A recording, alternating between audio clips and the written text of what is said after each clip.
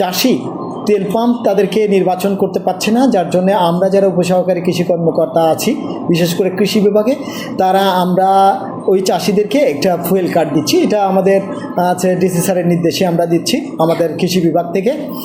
চাষিদেরকে আমরা নির্বাচন করতেছি। আপনারা জানেন আমাদের কাছে চাষিদের আগে থেকেই তালিকা আছে এবং সেচ যন্ত্রেরও তালিকা আছে, এবং আমাদের কৃষি কাজে যে যে যন্ত্রগুলো ব্যবহৃত হয়, বিশেষ করে মিনি পাওয়ার টিলার আছে, অন্যান্য সেচ যন্ত্র আছে, সেগুলো কিছু কিছু ডিজেলে চলে, আবার কিছু কিছু পেট্রোল এবং অকটেনেও চলে।